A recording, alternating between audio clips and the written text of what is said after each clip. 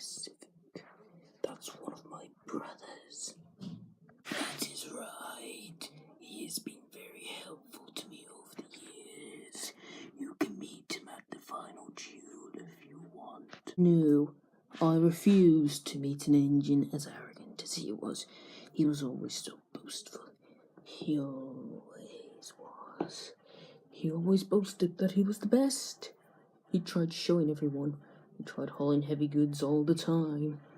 So, at some point, his boiler burst. Manager sent him to that railway. And so, the two of you met then. Anyway, here's what I came for.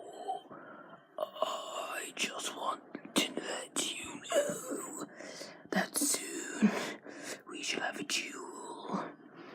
And all of your friends have been sent down to hell. What about Henry? He is very damaged and won't be repaired for a good few weeks. The duel happens tomorrow night, so be ready. And then my suffering will end. If I kill you, then I will be let free into the world, and I will rule the island. But if you destroy me, I will finally have peace in hell. Ted then disappeared into the mist. Then Thomas spoke. So, tomorrow night, eh? We have to train. We'll have to stay in a group. Gordon. Yes, little Thomas? What is this about? You didn't forget, did you? United we stand, together we fall. You help me, and I'll help you. What about me? Okay then. No motto. We all stick together through thick and thin. Does that sound fair? All the engines agreed, and they discussed making a plan. The next day, Thomas went to Annie and Clarabelle siding to discuss. Annie? Clarabelle? Yes, Thomas? They both said. I just want you to know that I might not be back tomorrow. Why? Just to let you know, I can't say. Thomas, please! I'm sorry. Thomas then puffed away, slightly dreading a tear. The next day, Gordon puffed as fast as he could. This may be my last run, he puffed, but I'll still be the fastest engine on Sodor. And he thundered down the line. And Philip shunted trucks as fast as he could. Then, that afternoon, the engines had a meeting before going off to fight Ted. All right, little Thomas, where are we meant to meet Tim? In the harbour at Knapford. All right. How are we supposed to fight him? We're outnumbered. He's got the diesels on his side, and a ghost apprentice who's Gordon's brother and is I'm guessing, really fast. Don't worry, I found 2 engines to help. And who was that? It'd be us, Donald and Dougie. Looks like we've got good apprentices on our side. Let's head off. The engines then thundered down the line on their way to the harbour. Alfred and the 3 diesels were waiting to stop them, but the engines then went to charge in at them. Take that, Alfred! You're no grizzly engine! Come on, Dougie! Come in, Dougie! Yeah! Thomas then threw diesels off the tracks and continued on his way. Donald and Douglas were pushing hard against the diesels when they suddenly gave a big bump and they both came off the rails. Oh, you alright there, Dougie? Alright, Donald. We need a wee trip to the woods after this. Okay. Gordon and Alfred were pushing and shoving against each other until they back up them. And Gordon then shoved them up. They got back again. Gordon then disappeared.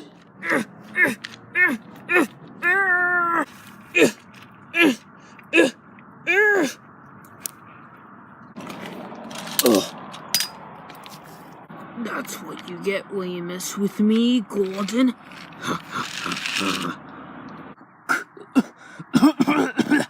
Come on, Thomas. You can do it.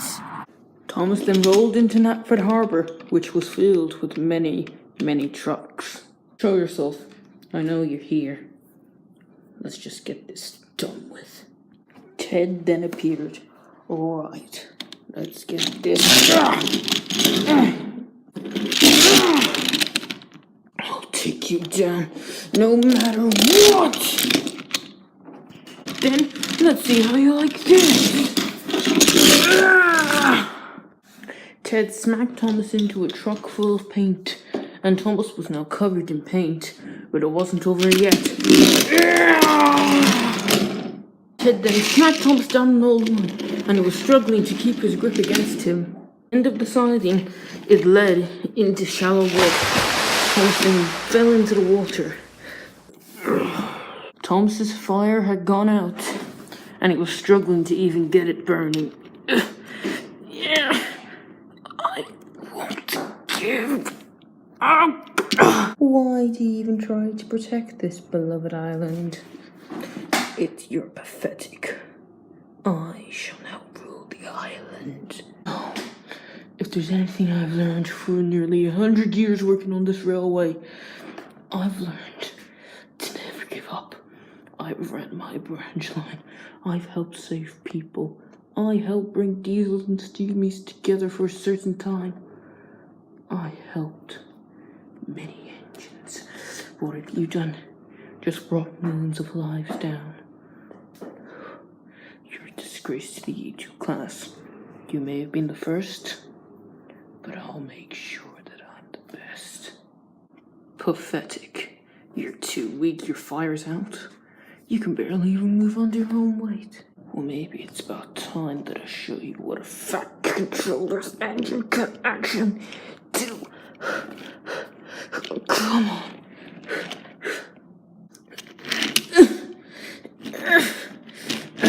Pathetic! You really think you can defeat me, an eternal ghost? If I keep on trying.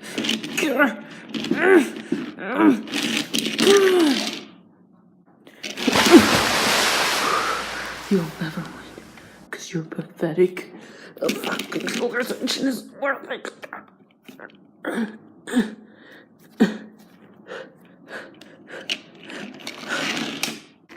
I'll give it my all.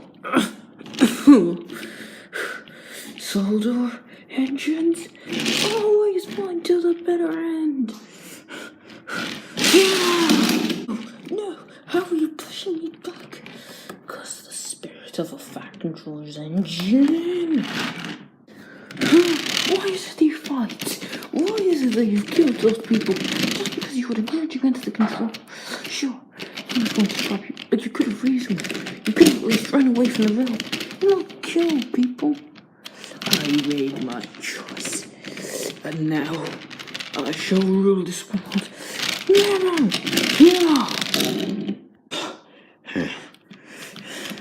How is it that you're able to fight? You're a disgrace.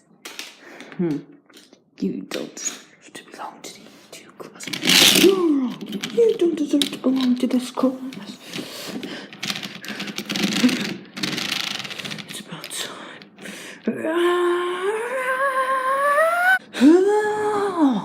Thomas then blew his whistle loudly. Thomas then began pushing him back. What are you going to do? It's about time I sent you down to hell. I've learned your spells. Eagle, tackle, no, burn! Thomas just about managed to keep on the rails, but he wasn't too sure how much longer he'd be able to. I'm coming for you! And he rolled forward. The two engines then looked at each other. And then Thomas noticed that the lamp was glowing hard. The light must be a source of power, he said. If I could bump him hard enough. Thomas then began to reverse, slowly. You coward, running away already? Suddenly the coal began to fall, and then Ted's lamp began to knock loose. No, not my lamp. No, Alfred! I'll take care of him after you. No! Ted's lamp then fell to the ground, and then Ted disappeared, and Thomas sighed with relief. This is what a fat controller's engine can really do. Thomas then brought the trucks under the hopper, and then puffed away slowly, steering with Alfred. Thomas soon found Philip, and together the two engines were looking for Alfred to try and find him. But they soon found him. Charge, Philip! Throw him off the rails! Suddenly, the engines couldn't stop. Then, suddenly, Alfred began doing the same chant that he had done to take Gordon away. He got back up, okay! All of the engines disappeared. Suddenly, the engines had been transported to where Alfred had taken Gordon, and Thomas and Philip were struggling to push him back. Ah, help me, Thomas! And Philip was close to the edge. Thomas then had to push hard to at least keep Philip on the rails, but his chances were slim. While Gordon was still down the pit, and he could see Philip. Come on, Philip and Thomas! Come on! Philip was soon pushed off the edge, but the cup. Ow! Cried Philip. Thomas was soon left struggling. Thomas suddenly gave a great burst of steam, and he then began pushing Alfred down. Thomas then threw Alfred off the tracks and into the cliff wall. Then rocks fell on top of Alfred. Alfred began to fade away. We won! Yes! Thomas then spent the next few hours trying to shunt Gordon with two broken wheels and Philip, who had broken down, all the way back to Sodor, which they were still on, but on an old line that none of them knew. The engines then came into the shunting yard to find Connor, Caitlin, Percy, Toby, and Henry. Looks like all of you got out of hell. Besides you, Henry, you were stuck in the works for ages. Yes, Sir Percy. During the night, for some reason, we just all came back here. Even Henry. What about Ted? Asked Henry. Is he gone? Yes. Don't worry about him. He's gone for good. The next morning, Thomas backed down onto Annie and Clarabel. Thomas, you're back. I thought you wouldn't. It's been taken care of, Annie and Clarabel. Anyway, let's go on for a nice run. And Thomas puffed off.